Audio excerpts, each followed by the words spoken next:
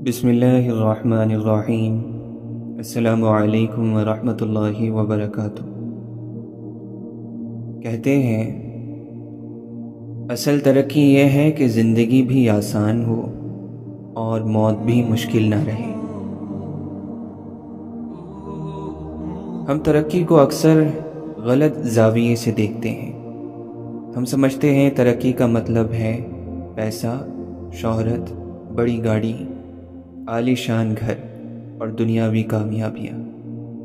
लेकिन दोस्त, ये सब वक्ती चीज़ें हैं। अगर ये असल तरक्की होती तो दुनिया के सबसे बड़े दौलतमंद लोग सुकून में होते। लेकिन हकीकत ये है कि दुनिया के बड़े बड़े अमीर लोग भी बेसुकूनी और गम के मरीज़ हैं। असल तरक्की का मतलब ये नहीं कि आपके पास कितना पैसा है, बल्कि यह है कि आपके दिल में कितना सुकून है। ज़िंदगी को आसान बनाने का मतलब ये है कि आप अपने आप को, अपने दिल को और दूसरों के दिल को बोझ ना बनाएं। अपने ताल्लुकात को आसान बनाएं, रिश्तों में मोहब्बत, मुआफ़ी और नरमी ले आएं। अपनी ख्वाहिशात को काबू में रखें, क्योंकि लामहदूद ख्वाहिशें ज़िंदगी को मुश्किल बना देती हैं। दिल में कीना, हसद और तकब्बुर ना रखें। ये सब ज़िंदगी को जंजीर बना देते हैं।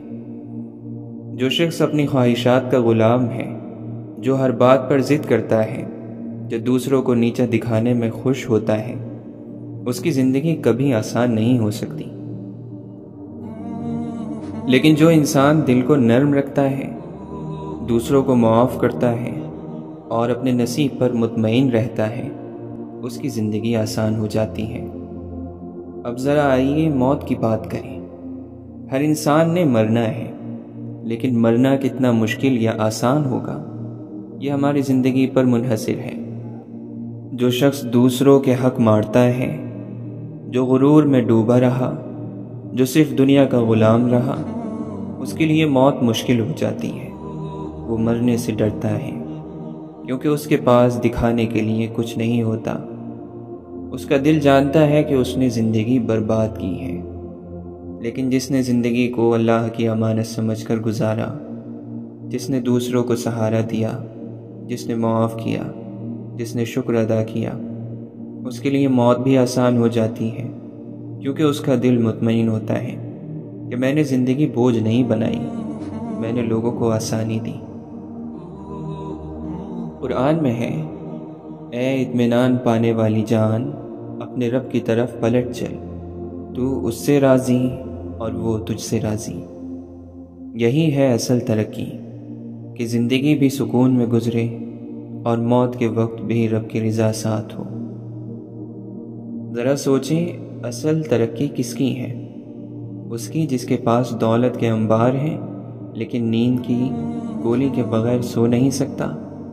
या उसकी जिसके पास 2 वक्त की रोटी है, लेकिन दिल में ऐसा सुकून है कि ज़मीन पर भी जन्नत महसूस होती है? यकीन जाने असल तरक्की सुकून है, और सुकून उस दिल को मिलता है जो अपने रब के साथ जुड़ा होता है। असल तरक्की का फार्मूला बहुत आसान है। ज़िंदगी को आसान करो, अपनी ज़ात और दूसरों के लिए। मोहब्बत, मुआफ़ी, जितना मिला है उस पर राज़ी रहना और शुक्र।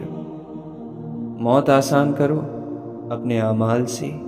किसी का हक़ ना खाओ, किसी को दुख ना दो, अल्लाह के करीब रहो।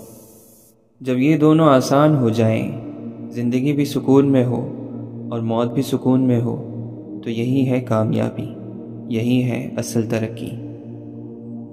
दुनिया की तरक्की और असल तरक्की में फ़र्क ज़मीन आसमान का है। दुनिया की तरक्की कब्र तक है, असल तरक्की कब्र के बाद भी है। अगर तुमने ज़िंदगी को आसान बनाया और मौत को आसान बनाया, तो समझ लो तुमने सब कुछ पा लिया। कहते हैं ख्वाहिशात ही आखिरत का फ़ैसला करती हैं। इंसान की ज़िंदगी दरअसल उसकी ख्वाहिशात के पीछे भागने का दूसरा नाम है। कोई माल चाहता है, कोई इज़्ज़त चाहता है, کوئی شہرت چاہتا ہے، کوئی طاقت چاہتا ہے۔ ہر انسان کے قدم اس کی خواہشات کی سمت بڑھتے ہیں۔ یہی خواہشات اس کے دل کا رخ طے کرتی ہیں، اس کی رات کا سکون طے کرتی ہیں، حتیٰ کہ اس کی آخرت کا انجام بھی یہی خواہشات طے کرتی ہیں۔ ذرا سوچیں، اگر انسان کی خواہش دنیا کی ہے، دولت، عیش، طاقت، شہرت، تو وہ دن رات اسی کے پیچھے بھاگے گا۔ اس کی سوچ، اس کی محنت، اس کی قربانیاں سب دنیا کے لیے ہوں گی۔ پھر جب قبر میں اسے لٹایا جائے گا تو اس کے ساتھ دنیا نہیں جائے گی۔ اس وقت اس کی خواہشات اس کے ہاتھ خالی چھوڑ دیں گی۔ لیکن اگر انسان کی خواہش اللہ کی رضا ہے، جنت کی امید ہے، نیکی کی تمنا ہے، تو اس کی زندگی کی سمت بھی وہی ہوگی۔ وہ کمائے گا لیکن حلال کمائے گا، وہ محبت کرے گا لیکن اللہ کے لیے کرے گا، وہ کامیابی چاہے گا لیکن ایسی کہ آخرت میں بھی اس کے لیے روشنی ہو۔ دوست، یاد رکھیں، نیت خواہش سے بنتی ہے، اور اللہ کے نبی صلی اللہ علیہ وسلم نے فرمایا ہے، اعمال کا دار و مدار نیتوں پر ہے۔ یعنی تم جو چاہو گے، تم جیسا ارادہ کرو گے، تمہاری آخرت اس کے مطابق ہوگی۔ خواہشات انسان کے دل کی جڑ ہیں۔ اگر جڑ صاف ہے تو پھل بھی میٹھا ہوگا، اگر جڑ کڑوی ہے تو پھل بھی کڑوا لگے گا۔ جس نے دل میں اللہ کی رضا کی خواہش رکھی، اس کی آخرت روشن ہوگی۔ جس نے دل میں دنیا کی خواہش رکھی اور آخرت کو بھلا دیا، اس کی آخرت اندھیری ہوگی۔ ایک مثال سوچیں، دو انسان ہیں، دونوں نماز پڑھتے ہیں۔ پہلا نماز اس لیے پڑھتا ہے کہ لوگ اسے نیک کہیں، دوسرا نماز اس لیے پڑھتا ہے کہ اللہ راضی ہو جائے۔ عمل دونوں کا ایک ہے، لیکن خواہشات مختلف ہیں۔ پہلے کی آخرت اندھیری ہے، دوسرے کی آخرت روشن۔ اسی طرح صدقہ دو لوگ کرتے ہیں، ایک شہرت کے لیے، دوسرا اللہ کی رضا کے لیے۔ عمل ایک جیسا مگر نتیجہ مختلف۔ یہی ہے خواہشات کا کھیل۔ خواہش انسان کو جنت میں لے جا سکتی ہے، اور یہی خواہش انسان کو جہنم میں بھی دھکیل سکتی ہے۔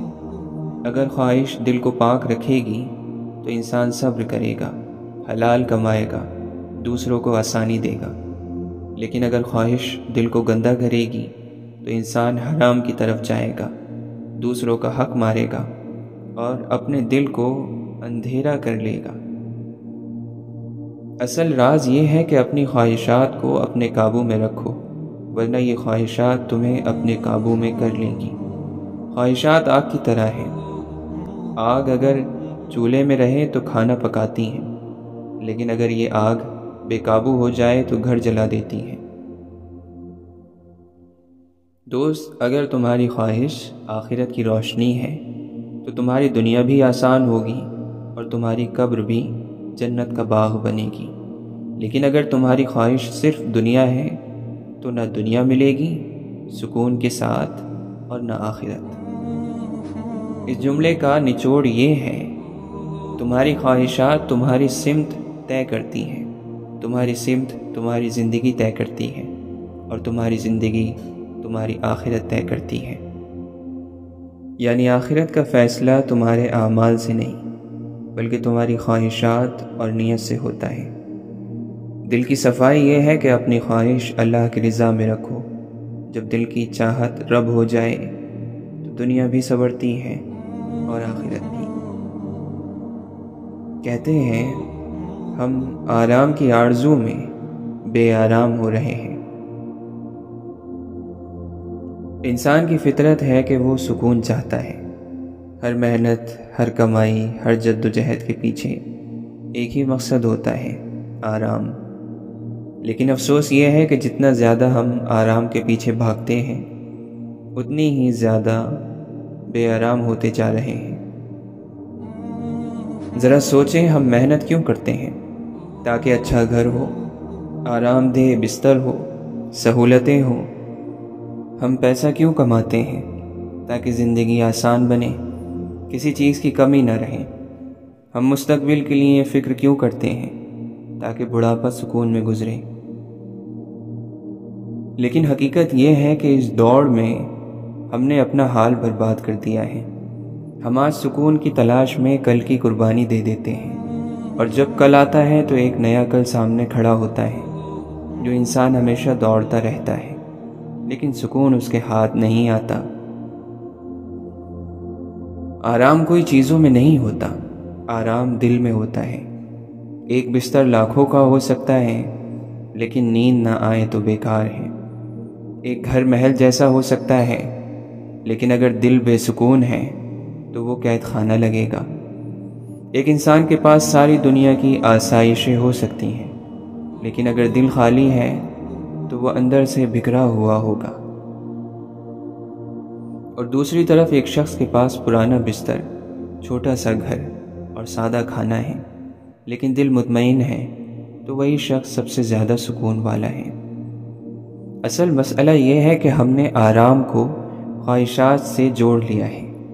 ہم سمجھتے ہیں کہ اگر یہ مل جائے تو سکون ملے گا، اگر یہ خواہش پوری ہو جائے تو خوشی ہوگی، لیکن جب وہ چیز مل جاتی ہے تب بھی دل خالی رہتا ہے۔ پھر ایک نئی خواہش جنم لے لیتی ہے۔ جو انسان ایک نہ ختم ہونے والی بھاگ دوڑ میں لگ جاتا ہے اور اسی دوڑ میں سکون کھو دیتا ہے۔ دوست، سکون چیزوں میں نہیں بلکہ ملے ہوئے پر راضی رہنے اور شکر میں ہے۔ جب انسان جو مل گیا اس پر شکر ادا کرتا ہے، وہی لمحہ سکون کا لمحہ بن جاتا ہے۔ اور جب انسان ہر حال میں راضی رہتا ہے تو اس کا دل بوجھ سے آزاد ہو جاتا ہے۔ قرآن کہتا ہے، یاد رکھو اللہ کے ذکر ہی میں دلوں کو اطمینان ملتا ہے۔ یعنی سکون باہر نہیں اندر ہے، اور اندر کا سکون اللہ کے ذکر سے ملتا ہے، اس پر یقین رکھنے سے ملتا ہے۔ آرام کی آرزو میں بے آرام ہو جانا اس بات کی نشانی ہے کہ ہم نے سکون کو غلط تلاش کیا ہے۔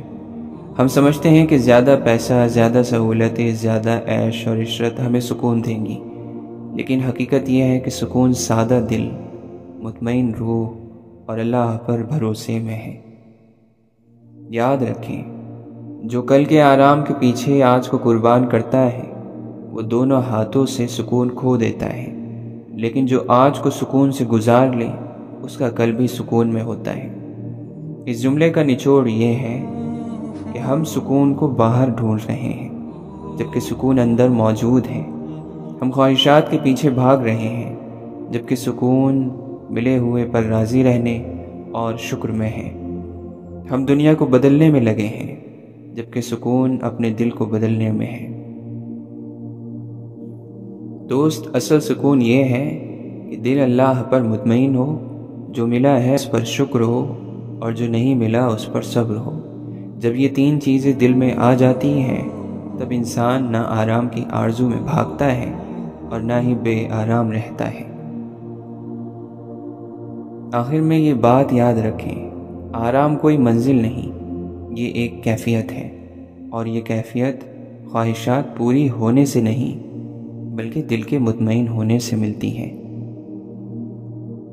کہتے ہیں جب کوئی آپ سے وابستہ ہے اس کی زندگی اچھی بنا دو، اور آج یہ وعدہ کرو، گلہ بند کر دو اور لوگوں کو معاف کر دو۔ گلہ کرنے والے اللہ کو پسند نہیں ہیں۔ یہ جملہ ایک دل کو جھنجھوڑ دینے والا پیغام ہے جو انسان کے تعلقات، اس کے دل کے سکون اور اللہ کی رضا تینوں کو جوڑ دیتا ہے۔ غور کیجئے، جو کوئی آپ سے وابستہ ہے اس کی زندگی اچھی بنا دو۔ اس میں سب سے پہلی ہدایت یہ ہے کہ تمہاری موجودگی کسی کے لیے بوجھ نہ بنے بلکہ سکون اور خوشی کا ذریعہ بنے۔ انسان کی سب سے بڑی کامیابی یہ ہے کہ اس کی وجہ سے دوسروں کی زندگی آسان ہو، چاہے وہ والدین ہو، بہن بھائی ہو، شریک حیات ہو یا دوست احباب۔ زندگی کا حسن یہی ہے کہ آپ اپنے حصے کی خوشیاں دوسروں میں بانٹ دیں۔ پھر فرمایا، آج یہ وعدہ کرو۔ وعدہ کرنا دراصل اپنی روح کے ساتھ ایک معاہدہ ہے۔ ہم اکثر دوسروں سے وعدہ کرتے ہیں، لیکن سب سے بڑا وعدہ وہ ہے جو انسان اپنے ضمیر اور اپنے رب کے ساتھ کرتا ہے۔ یہ وعدہ ہمیں بدلنے کی طاقت دیتا ہے۔ گلہ بند کر دو اور لوگوں کو معاف کر دو۔ گلہ دراصل ایک چھوٹا سا کانٹا ہے جو دل میں لگ جائے تو زخم بن جاتا ہے، اور وہ زخم کبھی سکون نہیں لینے دیتا۔ گلہ کرنا انسان کو اندر سے کھوکھلا کرتا ہے، دل کو بوجھل کرتا ہے اور تعلقات کو زہر آلود بنا دیتا ہے۔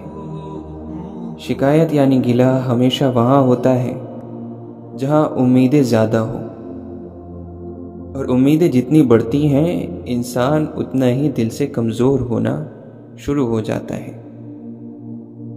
لیکن معاف کرنا اس زخم پر مرہم ہے۔ معاف کرنا بوجھ اتار دیتا ہے۔ معاف کرنا اپنے دل کو آزاد کرتا ہے۔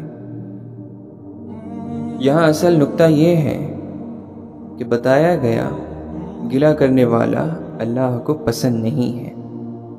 اس کا مطلب یہ ہے کہ اللہ کو وہ دل پسند ہے جو صاف ہو، جو دوسروں کے قصور کو نظر انداز کر دے، جو دوسروں کی کمزوریوں پر پردہ ڈال دے، اور جو یہ سمجھے کہ سب انسان کمزور ہیں، سب سے غلطیاں ہوتی ہیں۔ گلہ کرنے والا دراصل یہ بھول جاتا ہے کہ خود اس کی زندگی بھی کمزوریوں سے بھری ہوئی ہے۔ اگر وہ دوسروں کے عیب گنے گا تو اللہ اس کے عیبوں کو بھی اس پر ظاہر کر دے گا۔ زندگی کو خوبصورت بنانے کا راز یہی ہے کہ ہم دوسروں سے شکایت کم کریں اور محبت زیادہ بانٹیں۔ گلہ چھوڑ دیں تو دل ہلکا ہو جاتا ہے۔ دل ہلکا ہو تو زندگی آسان ہو جاتی ہے، اور جب زندگی آسان ہو جاتی ہے تو آخرت کی راہ بھی روشن ہو جاتی ہے۔ لہٰذا اصل عبادت یہی ہے کہ آپ کی زبان شکایت کے بجائے دعا پر کھلے۔ آپ دوسروں کو معاف کر کے خود کو بھی آزاد کر لیں۔ اگر آپ سے وابستہ کوئی شخص یہ محسوس کرے کہ آپ کی موجودگی اس کے لیے سکون ہے تو سمجھ لیں آپ نے دنیا اور آخرت دونوں جیت لیے۔ کہتے ہیں نہ تمہارے اس دنیا میں آنے سے پہلے اس دنیا میں کوئی کمی تھی، اور نہ تمہارے مرنے کے بعد کوئی کمی ہوگی۔ یہ جملہ ظاہر طور پر ایک عام سا فقرہ لگتا ہے، لیکن اگر انسان اس پر دل کی گہرائی سے غور کرے تو اس میں زندگی اور موت کی سب سے بڑی حقیقت چھپی ہوئی ہے۔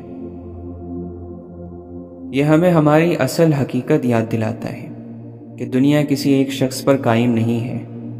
یہ کائنات اربوں سالوں سے چل رہی ہے۔ کروڑوں لوگ آئے اور کروڑوں لوگ جا چکے ہیں، لیکن دنیا اپنی رفتار پر چلتی رہی۔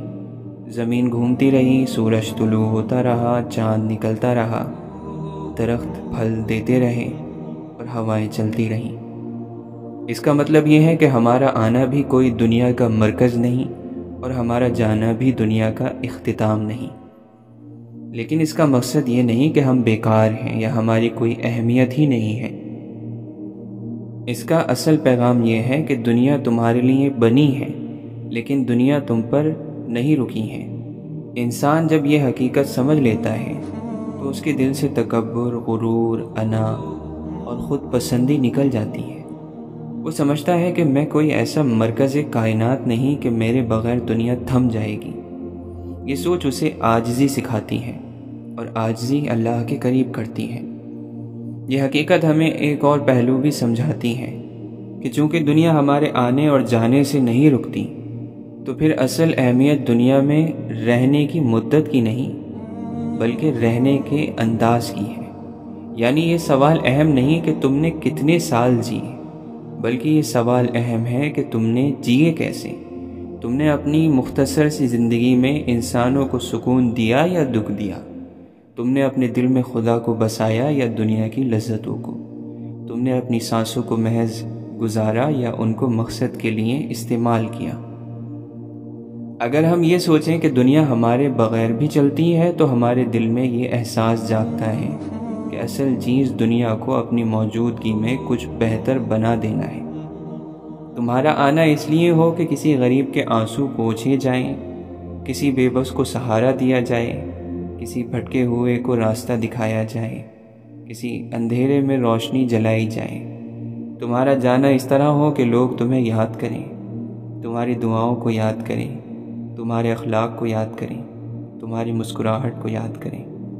ورنہ اگر تم صرف کھانے پینے کمانے اور اپنی خواہشات کے پیچھے بھاگتے رہے تو دنیا تمہارے آنے سے بھی خالی تھی اور تمہارے جانے کے بعد بھی خالی ہی رہے گی۔ لیکن اگر تم نے دلوں کو روشن کیا، علم بانٹا، محبت دی، تو پھر دنیا تمہارے بغیر بھی تمہیں یاد کرے گی، اور یہی اصل کامیابی ہے۔ یاد رکھیں، تمہارا وجود اس کائنات کے نظام کے لیے ضروری نہیں، لیکن تمہارا کردار اس کائنات کے حسن کے لیے بہت ضروری ہے۔ تمہارے مرنے کے بعد دنیا میں کمی نہیں ہوگی، لیکن اگر تم نے اپنی زندگی کو محبت، نیکی اور خدمت کے رنگ میں ڈھالا تو ضرور کچھ دل ایسے ہوں گے جو تمہاری کمی محسوس کریں گے، اور یہی وہ کمی ہے جو سب سے قیمتی ہے۔